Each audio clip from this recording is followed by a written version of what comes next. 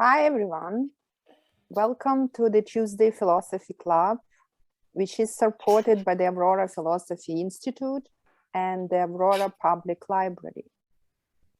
My name is Alla Marchenko, and I'm the Executive Co-Director and President of the Aurora Philosophy Institute. This is the last Tuesday meeting for 2021-22. Thanks to all of you for making this such a successful season. After the summer break, we will start again in September. And it is my privilege this evening to once again welcome Dave Barrows as our speaker on the topic Grading Ayn Rand. We have discussed Ayn Rand and her controversial contributions to philosophy quite a few times this past year. And Dave, as a former university teacher, is very well placed to grade her term papers. David is a capital director of the API in Ottawa. And he's a former director of industry and trade policy at the Ministry of Industry, Government of Ontario, and associate director of the public administration program at the Schulich School of Business, York University, Toronto. Over to you, Dave. Oh, thank you, Alla. Good evening, everyone. Nice to have you all on board. As Alla said, I've been in the teaching business and grading business for close to 60 years now, so thought we'd take a crack at that.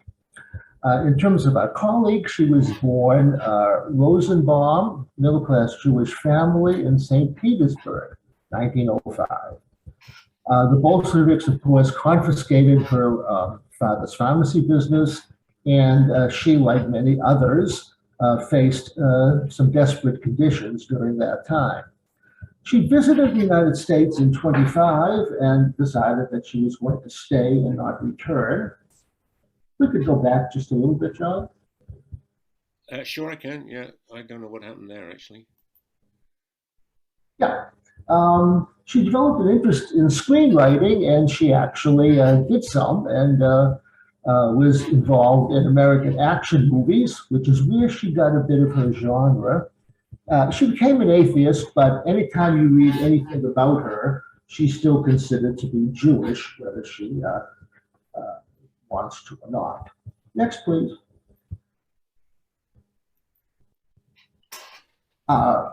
As was pointed out, love-hated and quite controversial, a best-selling author, still very widely read today. She's a big picture person. She managed to make it on the U.S. Postal Service stamp in 1999, which is pretty good stuff. Her novels are well-read and still bestsellers. She remains kind of an oddity and an outlier, a bit of a cult figure, actually. Intellectuals, philosophers dismiss her for pulp fiction and pseudo-philosophy. Rand, interestingly enough, is able to offend both sides. The liberals dislike the pro-capitalist position, and the conservatives dislike her militant atheism, role and position on abortion and pornography. And of course, conservatives and liberals dislike her focus on individualism. Next, please. You want me to go on? Yeah. Okay. Yes, please. There we go. So she rose in a period where you had conflicting totalitarian regimes. Not surprisingly, she figured out early that communism and Nazism were exactly the same thing, just from somewhat opposite directions. She, like many others, rejected the libertarian movement, which is very interesting. Nobody seems to like libertarians. She would start a conversation by saying, "Tell me your premises," which is a kind of in your face. And then she was dismissed as vindictive, insulting. Others saw her as idealistic. And as our colleague, a new friend just mentioned, reading her philosophy can be quite exhilarating. It's like watching an action movie with the Avengers. For all her popularity, few philosophers have taken her seriously, although she is entered in the Stanford, Penguin, and Routledge encyclopedias of philosophy. Next, please. She defended selfishness, rational self-interest, and rejected altruism. That's probably a bit strong, but given her premises, makes a reasonable amount of sense. That's why some people in the system find her exhilarating. We don't have to have guilt. We can purge ourselves from guilt, and we can go on with our lives. She was a proponent of individualism, and in an age of existential doubt, she offered a celebration of creativity, of the human mind, and the joy of life. She was, and remains, a big personality. Next, please. So, what is her philosophy? Well, her philosophy, next, please.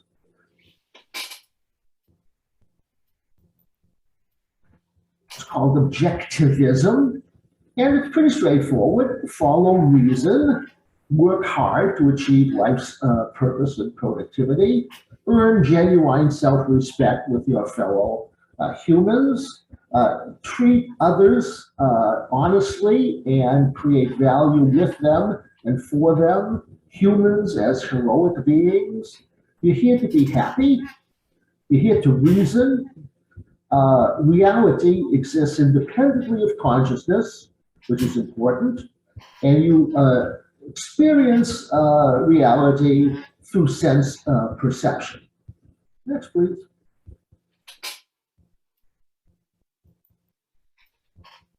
What's the epistemology? An emphasis on free will, which is the choice to think or not to think. Rationality, that's your ethics, that's your objective. Vehemently opposed to racism in all forms, obviously a strong proponent of feminism, and the right to legal abortion, free speech, and nonviolence. Next, please. Consciousness. You perceive that which exists. To be conscious is to be conscious of something. There's going to be something there. The mind does not create reality, it in fact just discovers reality. Consciousness is in fact identification, the metaphysical principle that existence is in fact identity. Next, please. Morality, you have to be moral for long-term survival. It's not a social contract, but it derives from heroic women and men working together and creating value for each other. Happiness is the ultimate purpose. A life of emotional fulfillment is worthwhile. Happiness involves virtue. There is virtuous, and it's rational. You need to maintain mental focus in all issues and choices. Next, please.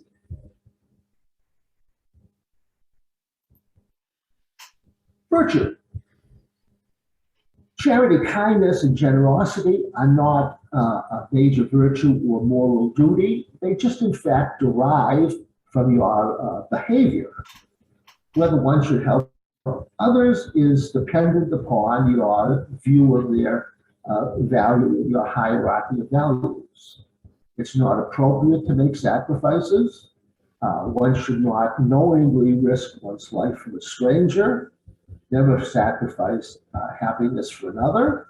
You can help others in an emergency if it's of some value to you, and voluntary contributions are, of course, permissible for those unable to function in a work environment.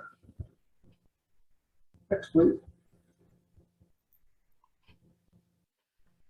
The protagonists are heroes. This, of course, goes all the way back to Greek literature. We're talking about the Odyssey and the Iliad. striving to be your best, leading a life of integrity, colorful, and they succeed because of their virtue. This conditional nature of their reality gives rise to their moral values. And of course, the basic alternative is to choose between life and death. Metaphysically, the only thing that matters is constant action in order to live a long, healthy, and happy, and prosperous life. And values are determined by objective life needs. And the ethics is a requirement for human survival. Next. Rights, capitalism, the trade of principle in government. Force and mind are opposites. Don't get anywhere with a gun. The ideal society is of independent individuals who respect each other's rights to life, liberty, happiness, and prosperity. We trade value for value, materially and spiritually. And individual rights means that you're subordinating societal rights to moral law. That's the thing that matters. She criticizes both conservatives and liberals, as the Americans understand this term. Of course, the conservatives want to capture the spiritual and moral realm. Liberals tend to be more interested in material and economic realms, but of course that's changing as well as they move into moral values. Conservatives focus on the market, and they choose to ignore her when she talks about abortion, pornography, atheism, etc. It's argued that both sides really misunderstand that it's the human need to have freedom in both reigns is that what matters to Rand. Laissez-faire capitalism separates state and economy, and the same reasoning follows, of course, with separation of church and state. Government regulation of the market is responsible for corrupting state and market institutions. In the literature, this is sometimes referred to as state capture in public choice theory and in public administration, where you are into a system of granting and receiving favors, and you lose track of the public good. Next, please. Government is minimal. It's to protect you from criminality and to help enforce rights and contracts. The human mind, as hopefully we all agree, does not really function very well when forced or coerced. And any form of censorship, restrictions on pornography, opinion, worship, are unacceptable. People can say and think what they want. Next, please. Aesthetics, which we're not going to really talk much about today. We may revisit this at some later date. But aesthetics required to bring her vision into reality. It meets the fundamental need of expressing abstract concepts in a concrete form, and it transforms reality into comprehensive and comprehensible works of art. Next, please. So how are we going to assess her? We're going to look at metaphysics, epistemology, ethics, and politics. We'll leave aesthetics aside for the moment. We will use the methodology of the Shrugged School of Business, where an A+ is a 9, A is an 8, etc., all the way down to C-, which is a 1. So that's the grading scheme that John Smithson recommended in memory of the Shrugged School of Business. Next, please. Metaphysics, I give her an A+. Well, why is that? Existence precedes essence. That's the central claim of existentialism. It reverses the traditional philosophical view that essence, the nature of things, is more fundamental than is mere existence, the fact of being. If you could go back, John, please. Yeah, sorry. I think I did something, These things happen. We all do something sometimes. Anyway, if you look at the diagram, you're here. It's a very tiny speck in a very big place. The diameter of the universe is 93 billion light years. That's a big place. And you're right smack in there, barely noticeable. Next, please. Well, what does that mean? If essence creates existence, well, when did that happen? Well, scientists agree that Homo habilis was the creator of the universe. Those are the earliest humans, and they lived a couple of million years ago. So therefore, the consciousness of Homo habilis created the universe. They looked up into the sky and they saw nothing. It was all dark, gloomy. There was nothing there until they said, Umaguma. And once they said Umaguma, then everything lit up. Everything lit up. And so philosophers would tell you that for 13 plus billion years before Homo sapiens appeared on this planet, there was no experience whatsoever. Nothing was seen, touched, felt, or known. And of course, without the capacity to detect anything or distinguish it from nothing, there's no real difference between a universe without consciousness and a universe that does not exist, which is, of course, incomprehensible. Next, please. How about epistemology? Well, here we're getting into some a bit of a mixed bag in terms of where Rand is coming from. Next, please.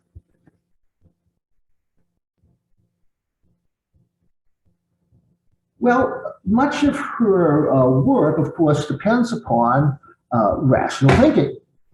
And one would say, well, that's pretty straightforward, but that's not necessarily. There are some disciplines, economics, cognitive science, biology, which assume that humans and animals have unlimited information, unlimited computational power, and unlimited time to make decisions. Unbounded rationality decisions follow expected utility theory, which you maximize, of course, and it becomes optimal and fully rational. Of course, that doesn't work.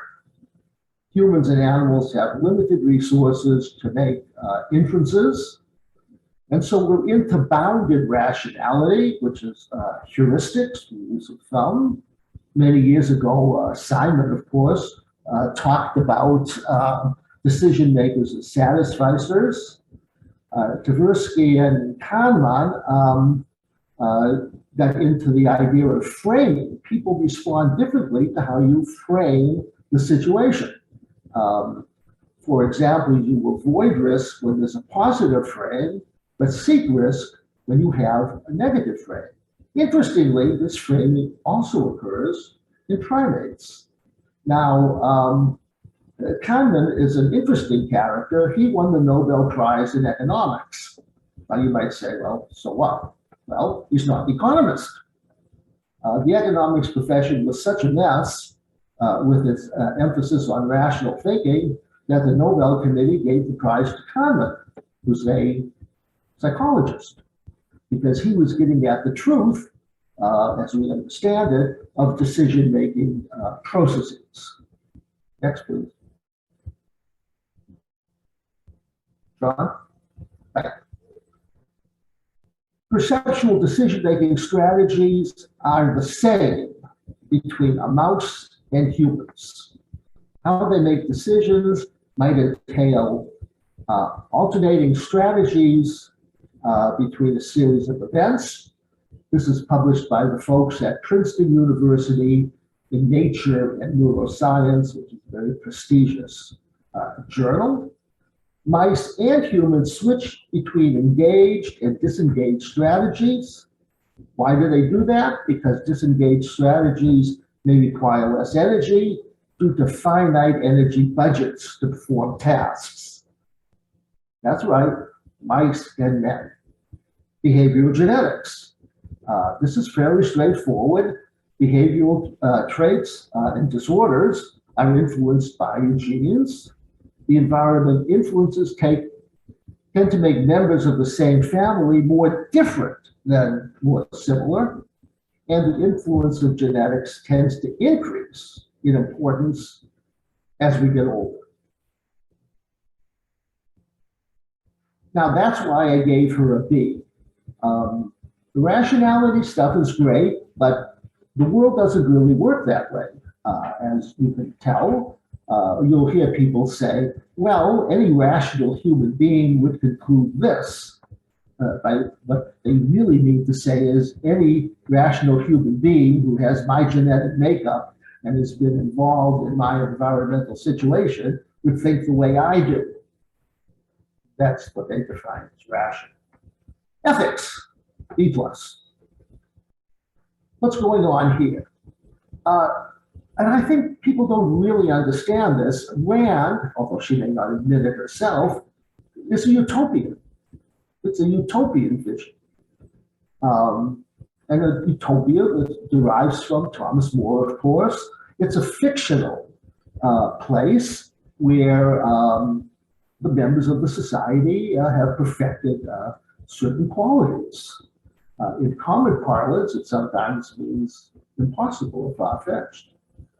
So usually they're okay in terms of equality and economics, government justice, but of course you do have techno-dystopian utopias, Brave the World, 1984. The method and implementation of utopias tends to vary depending on the ideology. People like utopias. Victor Hugo liked utopias. Oscar Wilde liked utopias.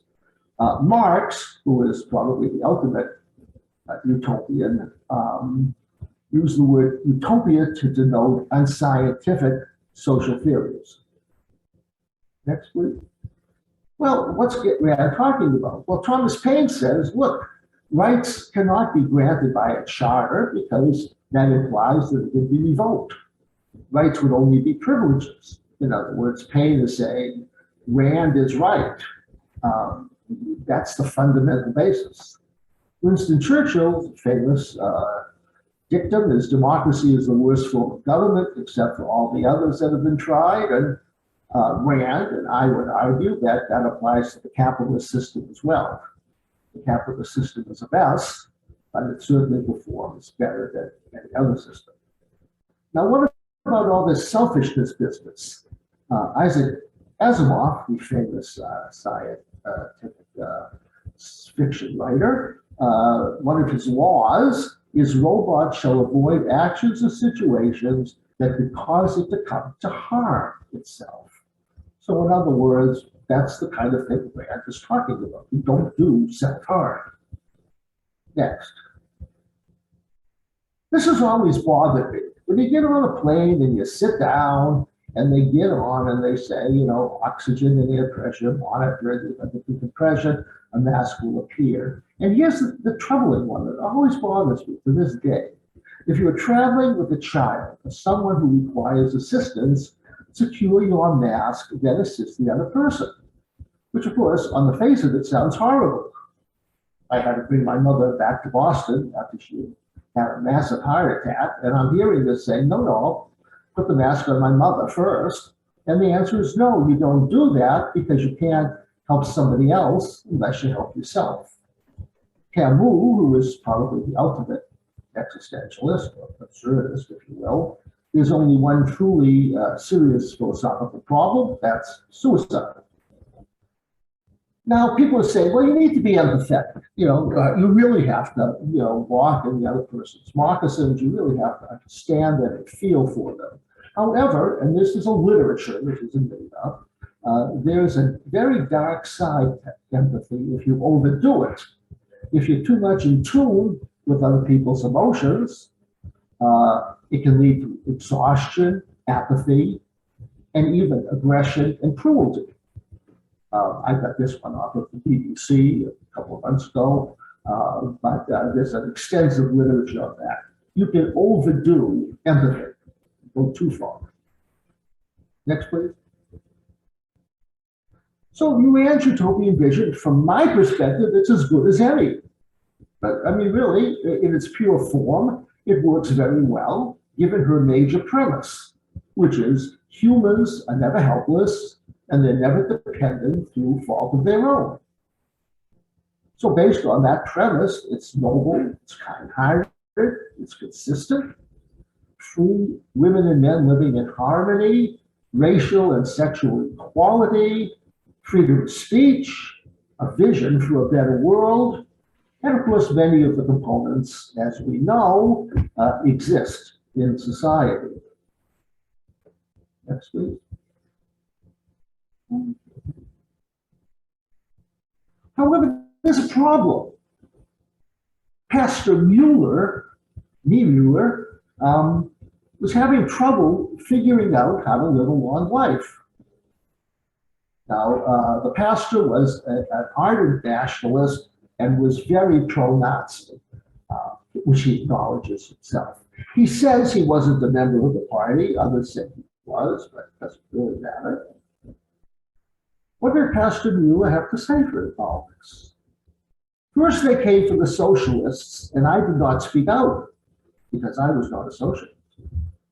Then they came for the trade unionists, and I did not speak out because I was not a trade unionist. Then they came for the Jews, and I did not speak out because I was not a Jew. Then they came for me, and there was no one left to speak for me. Pastor was arrested in 1934 and sent to Dachau. Dachau in those days, as I understand it, was for German political prisoners. It was only later that it took on a more sinister form. And the pastor was released by the Allies in 1945, and he then went around making speeches talking about first they came for. How do you live a long life? Well, Emerson says it's not the length of your life that matters, but it's the depth. It's not how long you live, it's what you've done with it, how deep it is. So that's why I gave her a bit of an explain. Next, please. Politics. I give her a B plus. B plus. Well, why is that? Not? Why is that?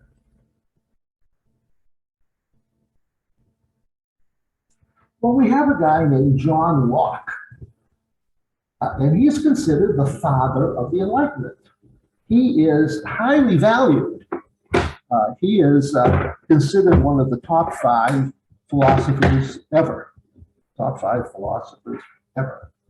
What did he talk about? The value of human happiness, pursuit of knowledge by reason, evidence of the senses, liberty, progress, toleration, fraternity, natural rights were inalienable. Like Hobbes, Locke believed that human nature allows people to be selfish. All people are equal and independent with a natural right to defend health, life, liberty, pursuit of happiness. Unused property was wasteful, offense against nature, and that property is a natural right. He, as you know, influenced the United States Declaration of Independence, life, liberty, but they changed it from property to happiness. Life, liberty, and the pursuit of happiness. Canada, of course, is all about good government. When people ask what's the difference. Next. There's only one problem with Locke. He was a slave owner. He believed in slavery. He invested in the Royal Africa Company, and he helped to write the Constitution for Carolina. Carolina planters have absolute power over their enslaved chattel property, that means human beings. The Constitution pledges that every free man of Carolina shall have absolute power and authority over his Negro slaves. So he believed in slavery. He also really liked child labor. He said children of laboring people are a burden to the parish, and they are usually maintained in idleness, so they don't really start to work till they're 12 to 14. So what he said is we should set up working schools in each parish so that poor children can get to work from the age of 3. Now, when my children were the age of 3, I was really happy that they were toilet trained. So I started to think about, well, how would you get a 3-year-old to work? And it's really simple. You torture them physically, mentally, emotionally, spiritually, until they just work without crying or thinking or anything. That's the only way I can see doing child labor. Next, please. So what's going on? He's considered the father of liberalism. Rand's philosophy is, of course, based on Locke, which he acknowledges. But Rand did not believe in racism or child labor. Locke is considered a great philosopher, but not Rand. How come? Well, Locke's parents were Protestant. He went to Oxford, got lots of degrees at Oxford, including medicine. He was a doctor. And it's, of course, a case of argumentum ad hominem.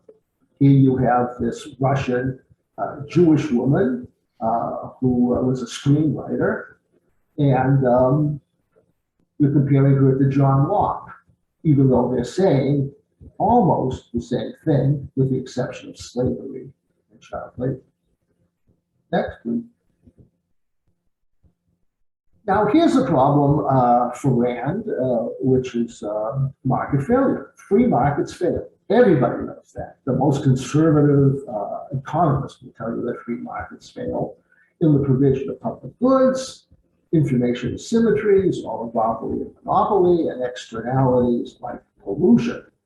Now, real conservatives will then say, yeah, well, that's okay, but the market is better. Anytime government intervenes, they make it worse.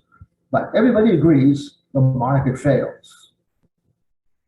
Now, what does that mean? Well, at the apex of the free enterprise capitalist system in America that Rand glorifies and loves so much, they passed antitrust legislation. The Sherman Act actually came into play in 1890, if you can believe it. No place in the world would even consider such a thing. The whole world was just oligarchs, which is what Rockefeller was on his way to becoming. And they passed the Sherman Act and they broke them up. They broke them up. So even at the height of American capitalism that Rand glorifies, people understood that market power is a very dangerous kind of thing. Next, please. Well, you know, we've got lots of government there. We have lots of power structures: anarchy, confederation, unitary, oligarchy, aristocracy, theocracy, people's republic, monarchy, world government. You've got lots and lots of forms of government. Lots of forms of government. Next, please. Next, please, Joe. Thank you. And we've got lots of isms. Socioeconomic isms. We have capitalism, we have colonialism, we have feudalism, communism, federalism, and socialism, which is not a welfare state. Socialism, in its real form, means that the means of production are commonly owned by the people and undertaken for use rather than for profit. So we've got all this government. We have all these different permutations and combinations. Next. Which, of course, raises the question, if you've got all these power structures and socioeconomic attributes, why have we not found the right combination? Since Homo habilis 2 million years ago, we've had lots of opportunity to put this thing together properly. Well, there's a little bit of democracy, there's some theocracy, we have a bit of socialism, there's some capitalism. You would have thought the right combination would have emerged someplace, somehow. And it hasn't. And then the question, of course, is why not? And the answer is very simple. The right combination doesn't exist. There is no right combination. That's why we haven't found one, and we never will. Well, then the question is, how come? Why not? Next, please. And the answer is very simple. The problem isn't with the system, although some systems are better than others, of course. It's people. People are the problem. That's where the problem is. A former moderator is suing YouTube for failing to protect workers who remove violent videos. There's people who get up every morning, and that's their job, is to remove violent videos before they go on YouTube. If you think some of the stuff on YouTube is bad now, you have no idea. Prior to employment, this is just sort of their introductory inauguration period, they would watch murder, abortions, child rape, animal mutilation, and suicide. Then when they started their job, it got worse. And you can't imagine in your wildest nightmares what people try to post on YouTube. It's unbelievable. Now, of course, people are going to say, well, that's of course because of the capitalist system. If we have capitalism, none of this would happen. And the answer is no, not really. This stuff is posted all around the world, in every system, in every society. It's simply awful, just unbelievable. Slavery, defined, and they estimate there's about 40 million slaves around the world, 10 million of which are children. Now people are going to say, well, that's capitalism for you. Well, if we didn't have capitalism, we wouldn't have slavery. And the answer is, well, no, not really. Because the slaves tend to occur in one part of the world which has had slavery almost since the beginning of time. In the old days, you could mention that, but of course now that's impossible because under the current environment. But Wikipedia doesn't seem to be quite as sensitive to these things. So you can go to Wikipedia and they'll tell you exactly what part of the world is dominated by slavery. But I would say, of course. Now here's a good one. Amartya Sen, who's an economist and philosopher, Indian originally, now he's at Harvard, 88 years old, and won the Nobel Prize in economics in 1998, I guess. So he was playing around with some numbers, which is what most academic economists do.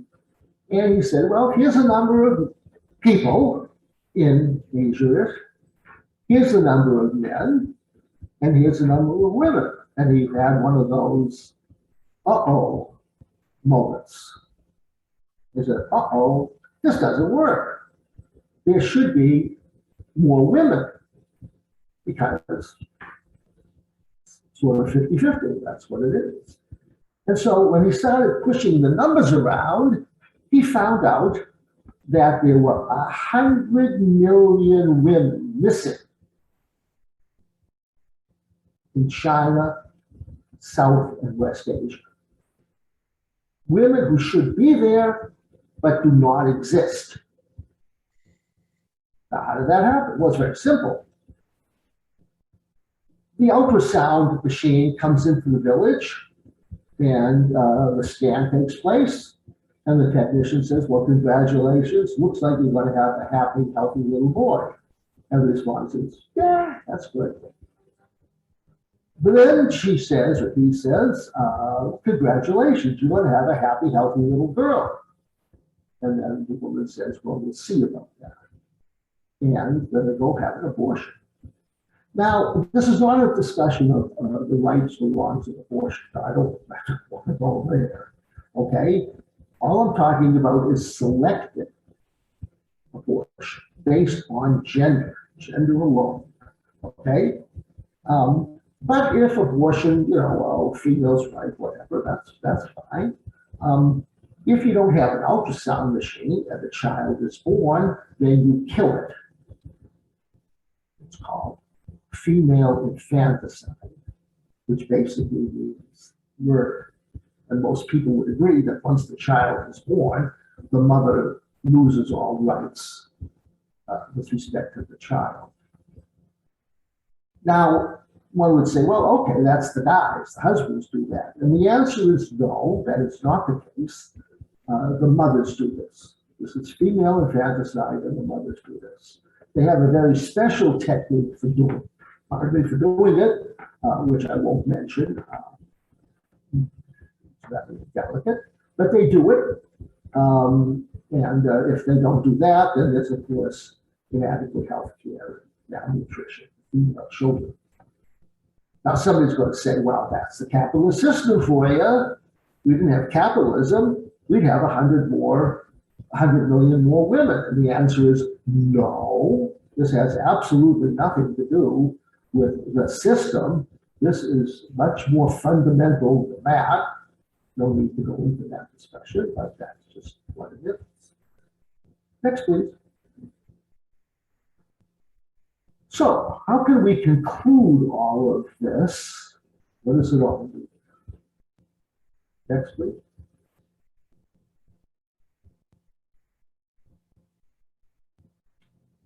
So what can we say about objectivism? Well, the best countries in the world, in fact, incorporate Rand's ideals.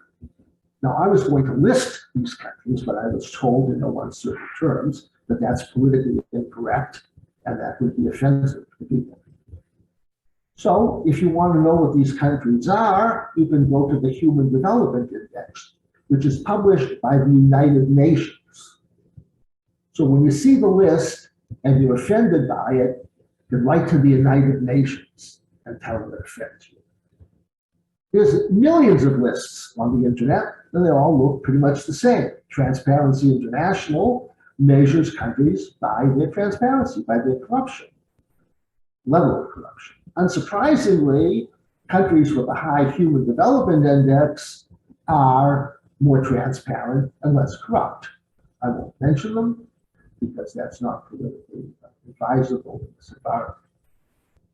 Well, what do they exhibit? Well, they exhibit a form of capitalism where the government promotes entrepreneurship with lots of rules and regulations, but they still do.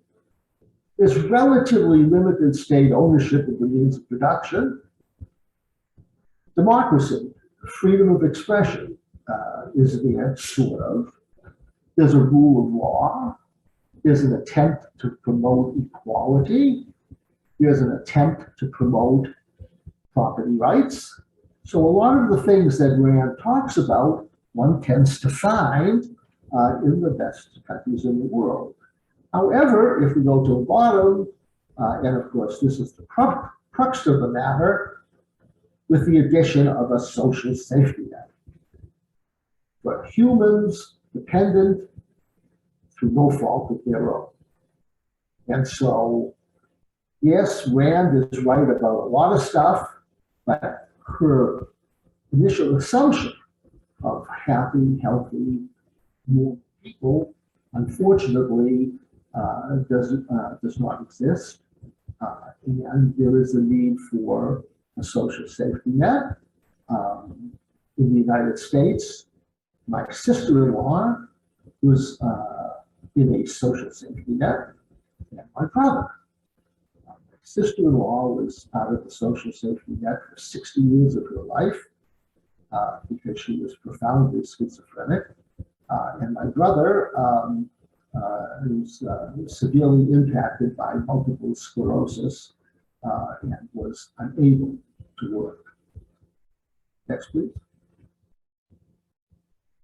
So the final grade, when you add it all up, is a B+, solid B+. A lot of what she says is terrific. Her assumptions, her utopian assumptions, are not completely valid, and that's why she's a B+. Now, you can see why she's so widely admired, because much of the stuff that she talks about is really exhilarating.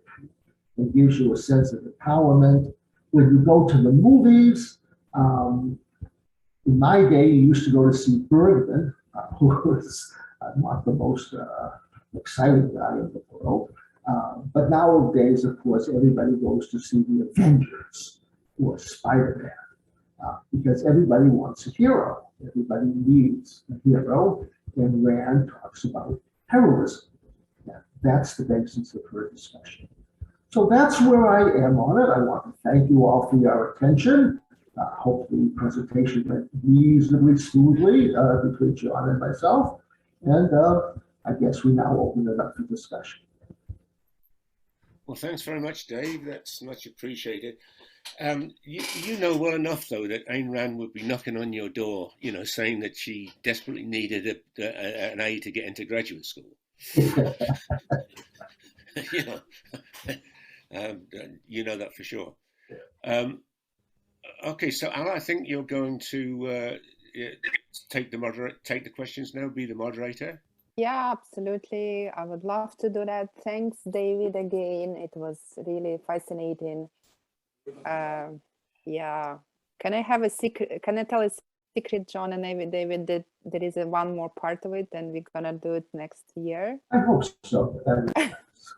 Yeah, like part 2. And I'm looking forward to that and hope everyone else well. So we have a question from Henry, but I would like to ask Rob if you can read your maybe comments after the Henry, maybe I would really appreciate it because they're quite good and not everyone can read it. And do you mind, Rob?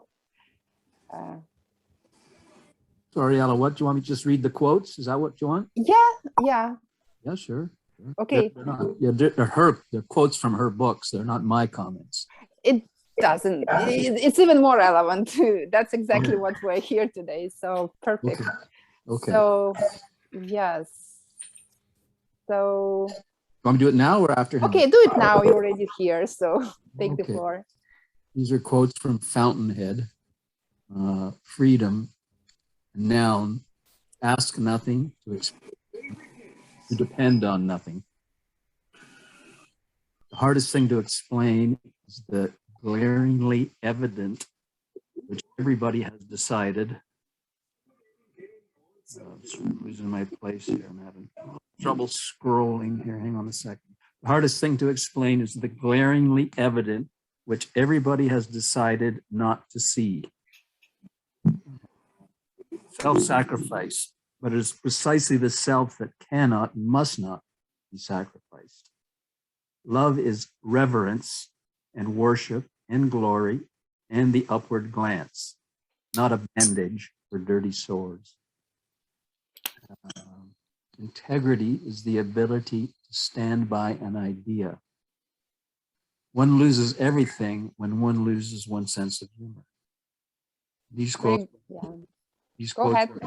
are from Atlas Shrugged.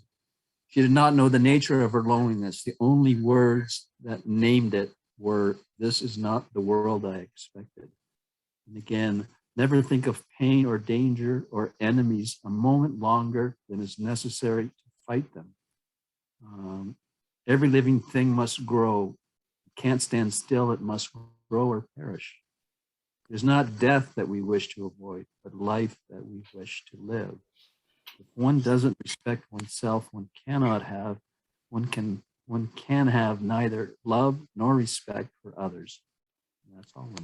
Oh, thank you very much, Rob. Do you have a comment on that, or Dave have comment on that? And sorry, Henry, we go to you right after that. No, I think those are quite relevant and get to the point very nicely. Yeah, very strong ideas. And well, this idea is basically the old like the world. There's nothing new there. When she says about freedom, ask nothing, to expect nothing, to depend on nothing, it's a pure stoicism. This is what Stoics promoted. So, no discovery here. all right.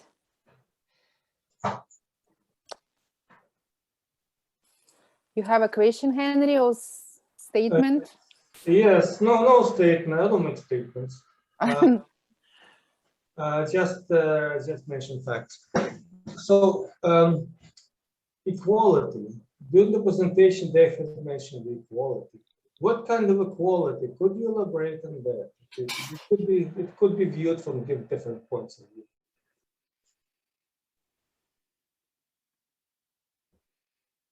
Yeah, no, you're absolutely right. I would view equality within the context of her paradigm, which is one of strong individuals going about their business, working hard as best they can, in good health, mentally, physically, and emotionally, and equality amongst the races and the genders.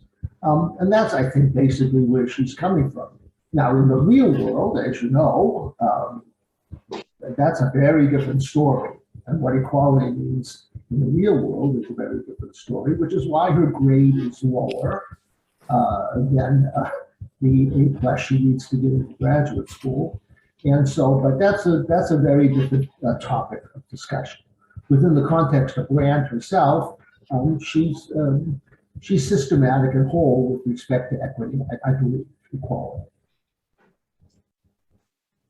Ayn Rand was an individualist, and she actually pointed out the strong man and as a leader in the capitalist society who possesses certain quality which make him to stand alone from others. So this is why I asked this question about equality, because equality before the law, absolutely no doubt about it. But equality among people, it's, in my view, it's sort of absolute nonsense. Because, and actually, her views totally contradict this. So there's no equality among people, because people are different. People possess different qualities, different traits, different capacity to fulfill things. So I'm just wondering the equality she mentioned, which one is it before the law?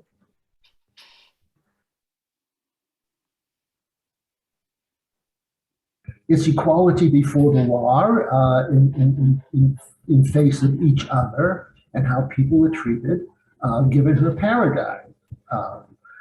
And it goes all the way back to the original. It goes back to the Odyssey and the Iliad. Of strong, mature people treating others with dignity and respect, and that's been the paradigm all the way through. Again, in the real world, that's a very different story, and obviously that's why some people are so excited about what she says and so adamant that she's wrong. And all I'm saying is she's not wrong within the context of her utopian vision. Mm-hmm. But in reality, you're absolutely right. I mean, it's a quite a different story. Absolutely. Yeah, so she's kind of idealistic in her approach. Yeah. Thank you. Thank you, Henry. So, Rick, are you ready? Yes, I'm ready. Yeah, the one thing I've read about her life later on after she wrote her books. Difficult to hear you, Rick.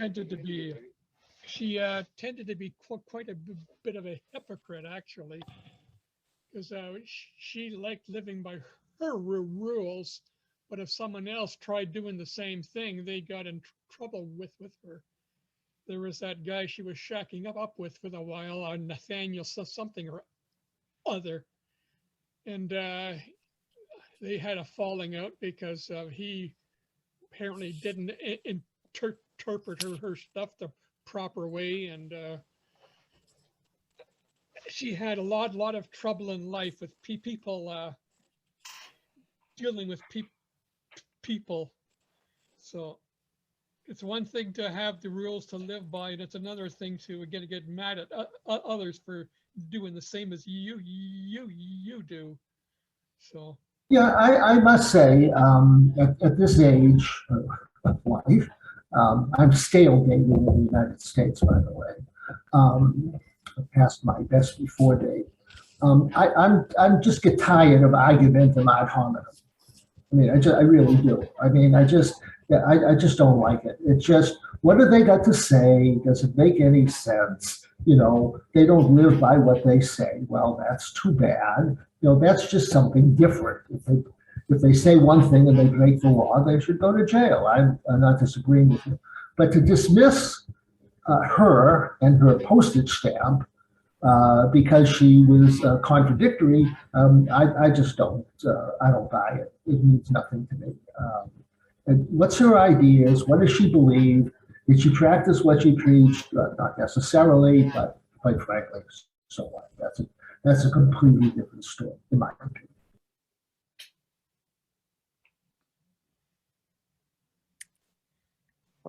Okay. Any other questions?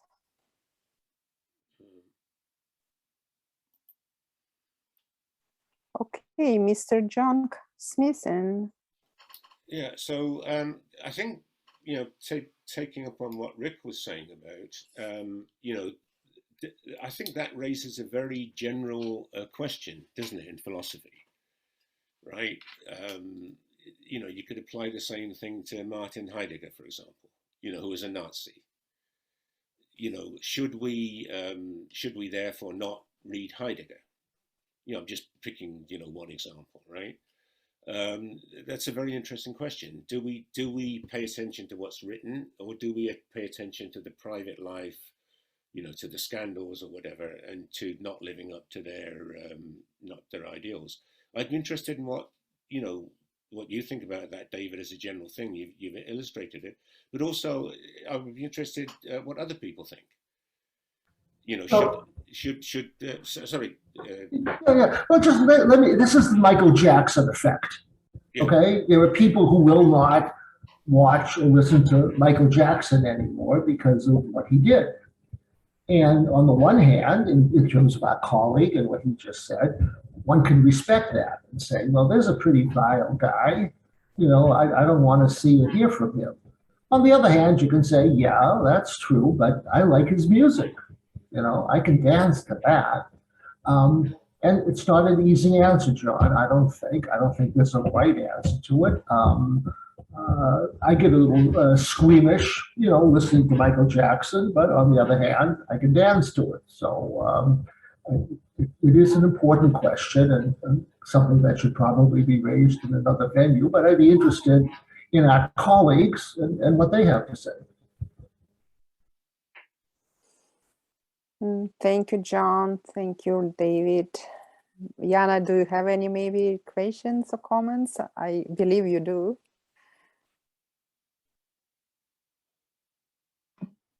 Oh, hello. Sorry, I was trying to figure out how to unmute it. Sometimes I saw the hand for a question and then it disappeared, so I couldn't really click on it.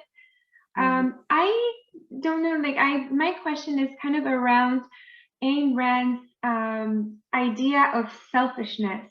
I was trying to kind of fully understand it, but I kind of linking it more to narcissism and not liking it very much, this very central focus on the self. Wondering, maybe if you could kindly maybe explain it a little bit further, maybe her idea of selfishness, because right now I'm looking at it in a very negative light. I don't see much care for others in this, this ideology of hers. No, I agree. It once you get past her utopian vision and get into reality, then the idea of selfishness kind of loses its luster. In the Jewish religion, as Stephen and Ronan know, we have mitzvot, the daily mitzvot that we have to perform, and we have tzedakah. We have to give money to the poor. So that's ingrained in Judaism right from the very beginning. So it is offensive, but people are offended because they refuse to look at her as a utopian. Okay? If you look at her from a utopian vision, then you don't have to bother. Everybody's happy and healthy. They're all doing their own thing. Everything's great. Unfortunately, as we say, the world doesn't work that way. And then one has to make real life choices about, self-sacrifice and what one does and what one doesn't do. And it becomes a very complicated thing. There's a very famous story. Two men are standing in a room, and their documents are being reviewed by the Nazis to determine who goes where. One of them is Jewish and has his Jewish documents, and the other is a German Aryan. And as the story goes, the German takes his papers and hands them to the Jewish fellow, and takes the Jewish fellow's papers. And of course, nobody looks at these things very carefully. So the Jewish fellow is let go, and the Gentile fellow remains with his Jewish papers. And the Jewish fellow never sees this other person again. And of course, that's ultimate Rand. Do you do that? Do you take your papers and give them to a complete stranger, knowing that you're likely to go to a concentration camp? But as the story goes, that's what happens. And that's, of course, Emerson, which is, do I live a long life? Well, probably not if you're being sent to a concentration camp. Have I lived a life of meaning? Some people would argue yes, and others would argue, well, that's a stupid thing to do. So you're absolutely right. You're absolutely right. It doesn't ring right. There's something wrong with it in the real world. And that's what offends a lot of people. It shouldn't be that way. But again, I go back to the utopian vision, and it works just fine. But it's utopia, it's not the real world. Yes, and so you have the dystopian visions coming into play. I'm thinking of the chrysalids and things like this. Yes, thank you. Yeah, makes sense. Thank you, Yana. Thank you, David. I just want to know everyone, there is a very good movie on YouTube. I believe the name is Ayn Rand, and mostly it's about her personal life, which is quite interesting. I think everyone would enjoy in both, like in kind of getting philosophy and getting to know her. So it's absolutely free. I believe it's an older movie, so everyone is welcome to see it on YouTube. And we go back to Steve Pressman. Steve. Thank you. I want to start by just following up the issue that was raised by a couple previous questioners about personal lives, but then I want to take a detour and bring that away from personal lives into the ideas and arguments. And I think the example of Michael Jackson and can I dance to his music is, I think, the wrong way to frame the question, because in lots of cases you have people that behave badly, and it's not just about do I want to listen to their music, it's about do I want to do something that's going to provide financial benefit to them. And the two ideas that crop to my mind immediately, one is Richard Nixon, who after he resigned in disgrace wrote this huge book that sold for like $30 a pop. And the question is, like, do I want to buy a book by a crook? And it's not just about do I want to find out what's going on. There's more to that. And the other example that came to mind was Kevin Spacey. And a lot of Kevin Spacey movies now are really hard to find. Nobody wants to show them. But I want to go back to the presentation, and I think I'm going to pull a question out of this. But you started with Ayn Rand describing what she was like, and one thing that struck me was she started conversations with a question, which is, what are your premises? And then you presented her premises, and the premises are, well, humans are never helpless, as one of her major premises. And then when you went on to the end, you came to the conclusion that it's the people that are the problem. And I would go even further, and really it's people are helpless. I mean, the best example of that was Amartya Sen and the missing women. They're completely helpless. Externalities like environmental problems, completely helpless. Me, other than doing anything academic, I'm completely helpless. I mean, I need to go to the grocery store to get food. I can't do it on my own. And if the problem is that she starts with an assumption and the assumption is clearly wrong, are you being an easy grader by giving her a B+? Yeah, you're on the right track. That's for sure. Look, she has a vision which excites certain people. You look at heroes in the past who were flawed, still admired. What you're moving towards, I think, elliptically, is, well, there's a better system out there, and a collective system might in some way be better for the individual. And certainly I would not disagree with you. There is a strong role for collectivism in one form or another, whether it's voluntary or state collectivism. The real question, I think, is one of balance. You just can't lose too much personal freedom along the way for this kind of state intervention. Kevin Spacey, look, it's difficult. Are you rewarding Kevin Spacey by going on YouTube and seeing one of his videos? Probably not. Was he an excellent actor? The answer is obviously yes. Some people can't distinguish. I'm not disagreeing with you, Stephen. Some people can't distinguish between the two, and they just won't have any part of it. And if there's any financial gain, after the latest hearing today, if Donald Trump ever writes a book, I know I'll buy one. It'll be fascinating to hear his Michigans.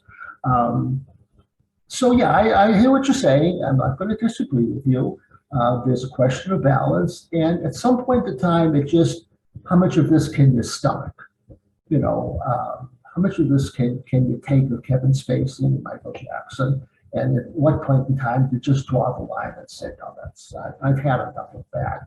And particularly when there's a monetary thing that may well tip the balance. No idea.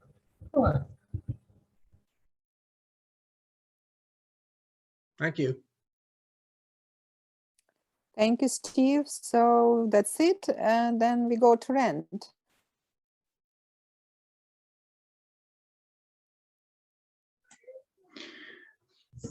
David, was I correct in reading somewhere that Ronald Reagan was an advocate of her particular form of economics?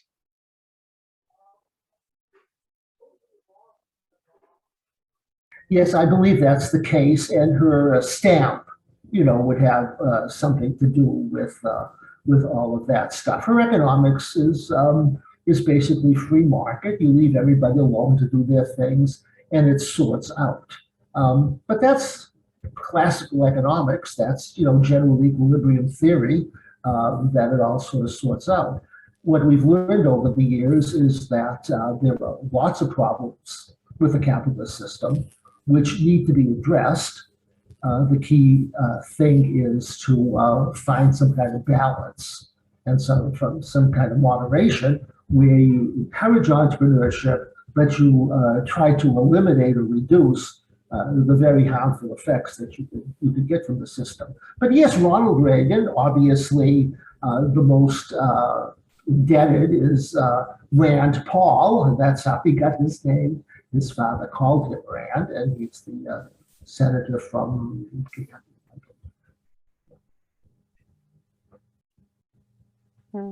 Yeah, I can't remember. But no, David, the follow-up was, the reason for the question was, I was interested into whether she was actually influencing the economics that was sort of evolved during the 80s, or whether these were evolving on their own and she was really just a voice for them.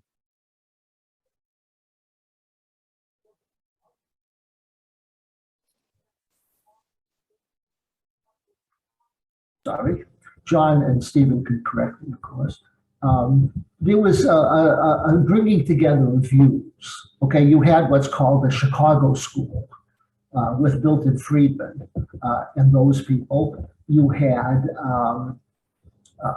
von Mises, you had the other guy's name, and they were all coming together and people were listening to them. And that was a kind of, yes, they found something interesting. We can do something with this. The FDR programs and Lyndon Johnson programs seem to have run their course in terms of social engineering. And people were saying, well, that's enough. Let's try something else, which they did. And some of it was very good, and a lot of it, obviously made no sense at all. But I wouldn't say she dominated the movement. Stephen and John can correct me. I think it's more that she was part of it. And there were a lot of voices, including academic voices. Milton Friedman, who was considered a quite superior academic in terms of credentialism. So based on that, I'm sort of concluding that her fame, if we're going to call it that, was probably based more on her storytelling, such as The Fountainhead and Atlas Shrugged, as opposed to the philosophy that she was actually advocating. So she was really just mirroring what others were saying from a philosophical point of view or an economic point of view. But her narration in the particular movies, which echoed that, was probably what really got her public awareness. Would that be a correct assessment? Oh, I agree 100%. I mean, I wouldn't recommend Milton Friedman as light reading. Right. I mean, right. That's a heavy duty slog to go through those guys. And so what she did is she popularized things, and there's a place for people who popularize things. Right. And without being condescending, it brings it down to the masses in a form that people can comprehend. And I think that was her role, as opposed to being an intellectual leader. And of course, that's why most philosophers don't have much time for her. Thank you.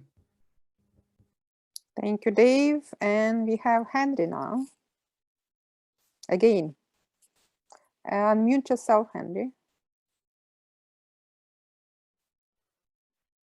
I think it's interesting that I wonder if it's just me or other people notice that in many occasions people react when they listen to someone speaking to the way the speech is delivered, and then the second action to the textual content of the speech. I'm sure the library will mute this and edit it out. But if you want to listen to inspiring speakers, you should listen to Billy Graham and Adolf Hitler.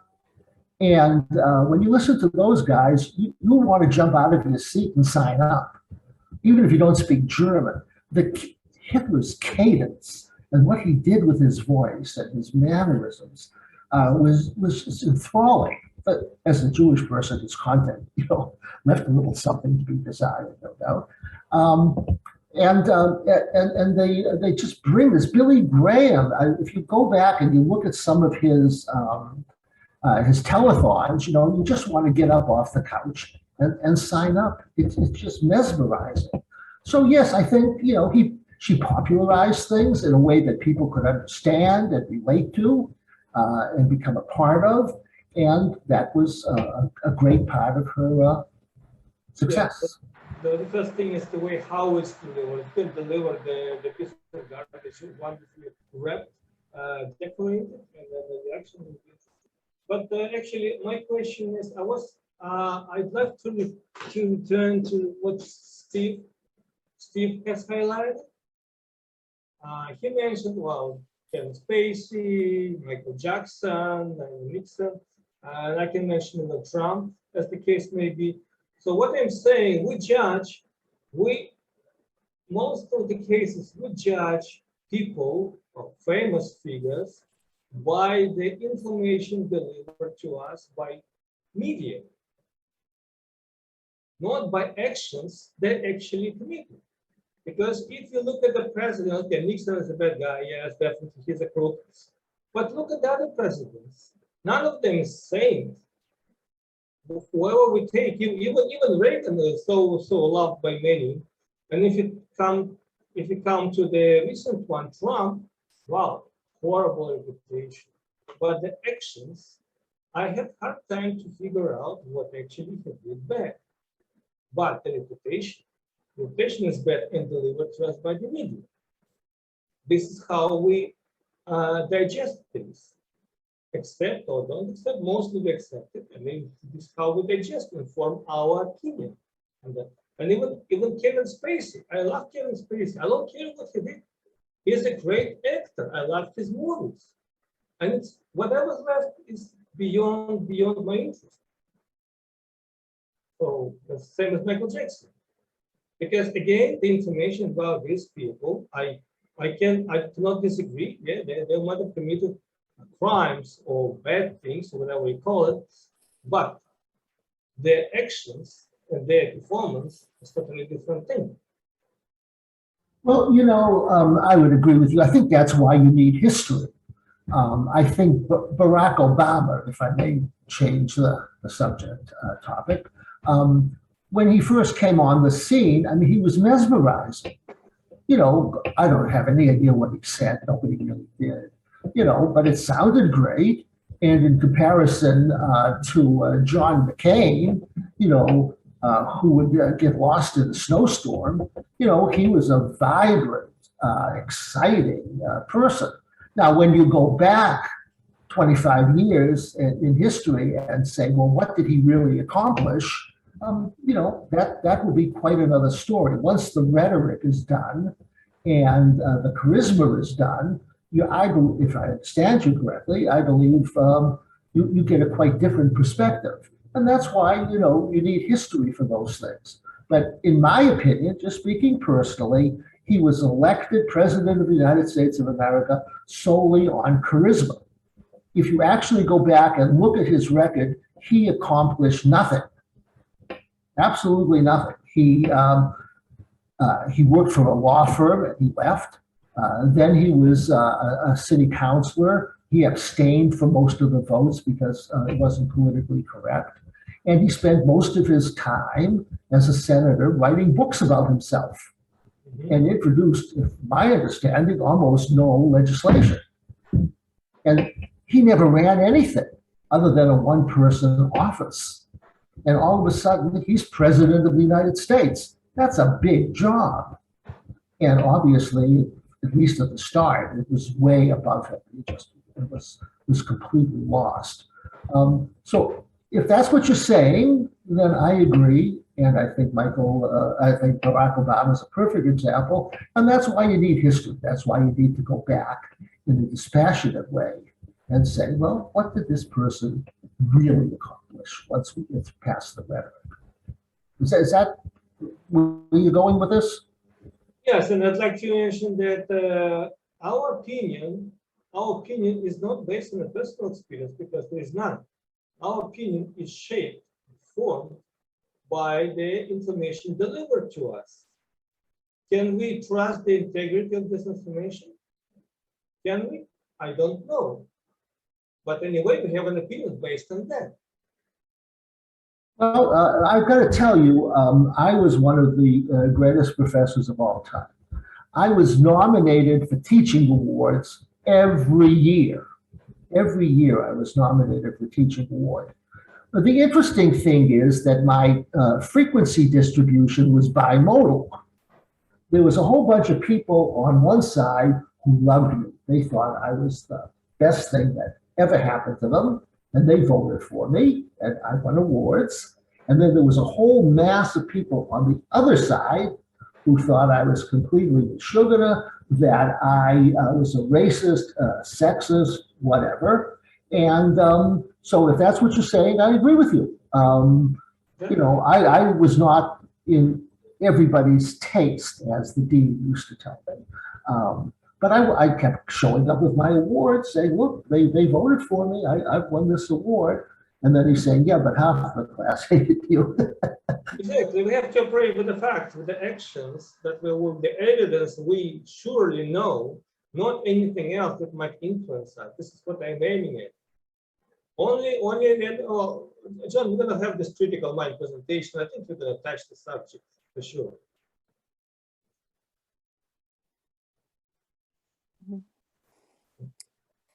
Thank you, Henry. And we have one more question from Rand. Go ahead, Rand. David, this is probably an unfair question, but I'm going to have fun with it. What do you think Ayn Rand would have thought of Donald Trump?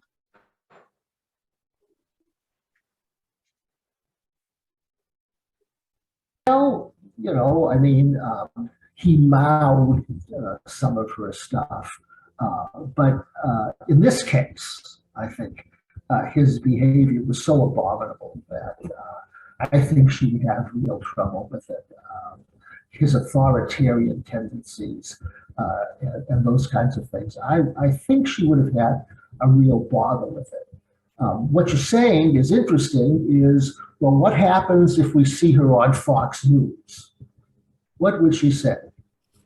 And of course, she'd only get on Fox News if she said something reasonably positive about Trump to begin with. Her message might be muted. Her message might be muted, but from a theoretical perspective, it's hard to see her being a fan of Trump, given his behavior. And this latest thing, where he tried to take the steering wheel of the limousine so he could go to the riot, which is what they were talking about today, is really quite astonishing, where the Secret Service agent had to push the president of the United States away so he wouldn't be driven to Capitol Hill. I don't see how she could possibly condone such a thing. But who knows? Yeah. Thank you, Randy, for the question, and thank you, David. And we have a question from John Smithson. Yeah, we may not know what Ayn Rand would have thought about Donald Trump, because she died in 1982. But we do know what Leonard Peikoff thought about Donald Trump, right? Leonard Peikoff was the person that took over as sort of Ayn Rand's intellectual heir. And to cut a long story short, all of those people, you know, Liberty Fund, libertarians, etc., they're what you call never Trumpers. I mean, the answer to the question is easy, right? I just was responding to, to what Rand said. By the way, Rand, what you have some kind of stake in this game, right? What's your relationship to Ms. Rand? You mean on a namesake basis? Yeah, exactly. Also, you believe in what, balanced budgets and stuff like that, right? No, I've never said that. I believe in, if you actually want to know what I believe you run exactly the way a company would run them. You borrow for infrastructure. But there you go. We're getting into a little heavy economics now. No, the reason is because Trump pursued, in some senses, you might say, a pragmatic form of governing. It was also very self-interested at the same time. And I mean, obviously we've got personality issues with him, and including what David mentioned today about his behavior in Capitol Hill and things like that. But if you look at the self-interested part of it and the pragmatic part of it, because I don't think he has any particular philosophy besides keeping himself in power. And by the way, I'm not making a judgment on it. He's been quite successful, obviously. But I thought those would have been two characteristics that she probably would have ascribed to. Now, there's, as David pointed out, there's probably many others that she would not have. But it's just curious, and obviously it's total speculation. No, I mean, I think she also ascribed to. I think it's clear from Peikoff and from libertarians and that Ayn Rand would have definitely been a quote never Trumper. I think there's no question about it. She also, yeah. Can I chime in? Yeah. Can I just quickly make a point? She also aspired to the word enlightened self-interest. So it wasn't just self-interest. Good point, Ron. Yeah. Good point. I just want to respond to John's remark. I mean, I know enough libertarians, and some of them support Trump, some of them don't support Trump. And I think a lot of them, including Rand Paul, the US Senator whose name came up earlier, is a Trump supporter politically, philosophically. But this is sort of the Kevin Spacey, Michael Jackson, Richard Nixon problem again. It's I don't like Trump personally, but in terms of his position, I agree with it. Yeah. No, fair enough. I'm interested in your take, being closer to it than we are. So. Oh, very good comments, John. That's my take. Yeah, yeah. Yeah. Well, you know, and I hear you, Stephen. The problem is Trump has no philosophical center. I mean, you know, he was a Democrat all his life. He was pro-abortion all of his life. And, you know, you don't want to do argumentum ad hominem on the one hand, but he has no core that I can see. It's just opportunism. Now, it may be that that opportunism fits in with other people's agenda here and there, and that's fair enough. But the problem is he has no center of gravity. And that's, I think, what really disturbs a lot of people, that he really seems to have no philosophical view other than he always has to win, no matter what he does. Thank you, David. And Henry has one more question. Just to add to the discussion, just to go back to my previous statement, that logically we should judge people by their actions, not by the information provided to us. And if you come to the president's role, again, I don't care what his past or what he did in the past. What I do care about is what he is doing now, what his actions are, and how they're positive or negative, detrimental or beneficial to the society, to the country. And this is the main point. What was done in the past, I don't care. So that's, and I believe Ayn Rand, when I read Atlas Shrugged, and her stress on a strong personality in a capitalist world, my suspicion is that she would have supported Trump, maybe, despite other points that she highlighted, but quite possible, because again, stressed Atlas Shrugged is the red line is a strong personality, and we cannot deny to Trump his indeed strong personality, maybe too strong, with all his negative qualities. I'm not disagreeing with you. It's just hard to distinguish his philosophy from his self-interest. I mean, his conversation with Zelensky, you know, about the DNC server had nothing to do with philosophy. It was just, you know, 100% self-interest. So I think, and this is what I think John was getting at, his you know, his lack of a moral compass, you don't know where he's coming from. You know, how much of this is self-interest and how much of this is philosophically based. And I would agree with Rand that there were a lot of people who liked a lot of the things that he did, which is fair enough.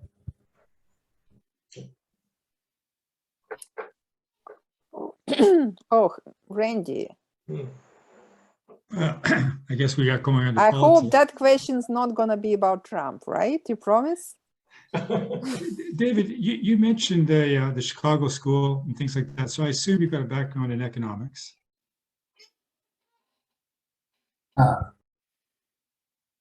I'm sorry, I hate to do this, but I wrote the definitive book in economics with Dr. John Smithen, which was published by World Scientific, and we sold 500 copies. And we got a royalty of $30 a piece. So yes, I am most definitely an expert in economics. but you are famous now that you've mentioned it. Okay, so since I've been going with the Trump, let's go with a little more speculation. Would you suggest that Ayn Rand would have been an advocate of flat tax, as opposed to, when I say flat tax, if I got that terminology correct, haven't I? Flat tax, as opposed to progressive taxation? That's an interesting one, and I must say, I don't think I'm in a position to answer. Maybe John can. If we do a second session, we'll throw in some aesthetics, but I think we'd like to get at some of this economic stuff as well. I think she would view taxation as confiscation, quite frankly, she seemed to be quite enamored with police and military and supporting, law and order. You do wonder how hospitals get built and educational institutions and those kinds of things in her discussions, because she doesn't really go there. John, you can help me here, but I would think that any form of taxation to her would be a bother. Yeah, I think, let me unmute myself. You're unmuted. Can you hear me? I'm unmuted. Yeah. No, she would have definitely been against taxation. She wouldn't even have had any time for MMT, right? Taxes drive money. Ayn Rand thought money was gold. You know what I mean? I think you're right about that, Dave. How would any of the, just out of curiosity, then, how would any of the services that are offered be paid for? Maybe I know I'm straying off topic. Well, they would all be provided by the private sector. Oh, really? Yeah. The role of government is very limited. Yeah. The military, as much as possible. The military, and then the tax. No, not the military. Flat tax. No, not the military, because that's the distinction between Ayn Rand and the libertarians. Like Ayn Rand was big on sort of national defense. There's a contradiction there, but Murray Rothbard, for example, would have defense services provided by private. If you wanted to have someone protect your property, you'd have to hire people to protect your property, right? And that's the way it would go. Well, that's the way the world works. I was doing a training session, and was a kid from Ghana. Yeah. And we were talking about healthcare, and he says, "Oh well, it's cash and carry." Yeah. And I said, "What do you mean?" He says, "Well, you want healthcare, you pay for it out of your pocket." I said, "Don't you have public hospitals?" He says, "Well, that's where you go to die." So in much of the world, it is, for better or worse, delivered by the private sector. I was doing a training program in Botswana, and we had the chief of police there. And I said, "Well, how's it work?" He says, "Well, we do big crime." I said, "What do you mean?" He says, "Well, big crime, organized crime, that kind of stuff." And I said, "Well, what about personal crime?" He says, "Well, we don't have time. We don't have the money for that. If you want that, you have to pay for it. That's personal protection." And I said, "Well, you articulate, don't you?" And he says, "Oh, yeah, we're all tied in communication-wise. But if you want to protect home and family, you get private security." So, I mean, you do find that around the world. A lot of this stuff is delivered by the private sector, jitney services, in lieu of bus services. That's what you get. So you're right. But if I can just butt in on this one. It's actually all right there in Atlas Shrugged. In one of the episodes in Atlas Shrugged, Ayn Rand flies a plane to Colorado or something where the rebels are gathered, and she crashes the plane and she's injured or whatever, and they look after her. But once she's been restored to health, she has to go out and earn some money, gold, to pay them back. Like these are her friends, her allies. But and they bring her back to health and all that kind of thing. Or not Ayn Rand, but the heroine, in the novel. And she makes a point of earning every penny, every gold coin, of course, if you ask the question, where did the gold coins come from? That's another issue. but you know, but there we are. Anyway, I just wanted to finish that. I think. Okay. Thank you, John. Thank you, Rand. Thank you, Dave. Now I see Yana have again question. Go ahead, Yana, and then Ronan after that. Hello, I have more like of a comment than a direct question, and perhaps it could be expanded on. But what I really admired about what I recall from reading, I didn't read Atlas Shrugged, but I read The Fountainhead.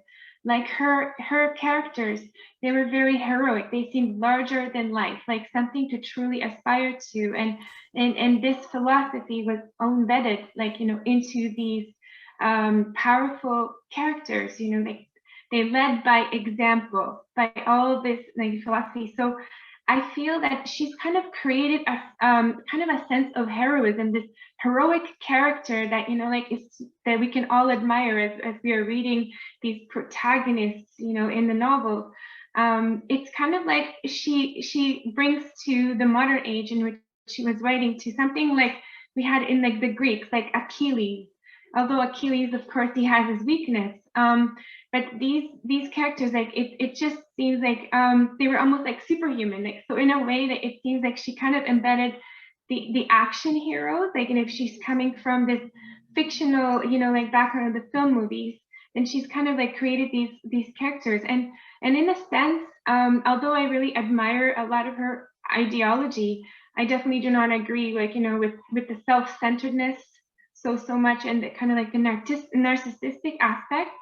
But there is a lot definitely to be admired with these heroic, larger than life figures, and I think that's really the appeal here. And maybe that's the utopianism that's coming into play, and maybe that's part of, you know, like maybe the element that's really catchy to the reader. Like it is very exciting, like, you know, to read how they make sense of their world, and how they go on these adventures and how they live their lives. I don't know, like maybe if you can tell us more like about, you know, like how you see kind of this creation of these, you know, like superhumans in a way, how she has done this, like, you know, like in The Fountainhead, like, so I'm kind of seeing this philosophy come to life, but in a kind of utopian way, not so realistic again. So I see kind of like, you know, like kind of like, I see that the characters, they work, but in a kind of fictional-like setting, you know, if I can say that. So this is kind of how, this is the feeling I have had from this. So when you take, like, how we have been hearing here, when you take her philosophy out into the real world, it does have flaws, and it doesn't work so much. But I don't know if any of you saw that, you know, like that she's creating these, they have these characters come and they become these superhumans in a way. If anyone else found that in her novels. Well, I must say you've created a real problem here, because you've made a better presentation than I did. So you said it perfectly. I mean, that's really what it is. And that's why people go to see the Avenger movies. I mean, they make billions of dollars with people who just aren't real, but we admire them. You know, we long for that kind of simplicity in our lives, that kind of heroism in our lives. We're tired of all this mumbo jumbo and this guilt and all the stuff that don't say this and don't say that, kind of stuff. And I think you're absolutely right. That's, to this day, that's what appeals to people. Now, it's interesting because you said you read this when you were very young. And that's part of the criticism, if you want to call it criticism, is that she appeals to young, impressionable people, you know, who are just tired of parental control and do this and do that, and just, you know, want to break free and, you know, want to get out there and do stuff. So I think you're absolutely right. You made a better presentation. Thanks very much. I appreciate it. Thank you so much. Thank you. Thank you, Yana. Thank you, Dave. And now we have Ronan, and probably he's gonna be the last one, and we're gonna end it up the meeting after that. Go ahead, Ronan. Thank you, Alla. So when I was in university, I took a course on Ayn Rand, and I read some of her stuff then. It was a long time ago, but one of the things that I recall back then is that there was something about her approach that left me a bit cold. So I give it some thought over the years, and one of the things that is at the heart of her philosophical approach is the notion of the enlightened self-interest. It's okay to be selfish. It's kind of the fulcrum of her philosophy.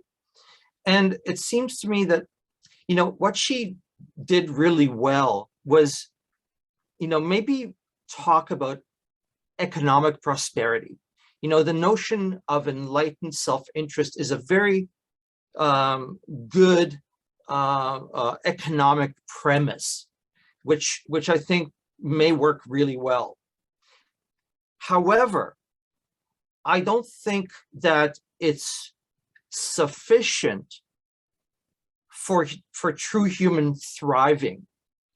So basically, in a way, it seems to me she might have conflated, and this is where, David, I'd like you to comment on this. She might have conflated economic prosperity with human thriving. So economic prosperity definitely plays a role in human thriving, but it's not everything.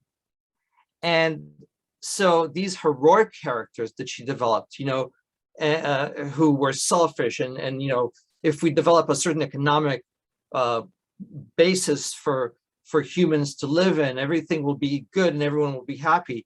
It missed other essential things for true human thriving. What do you think, David?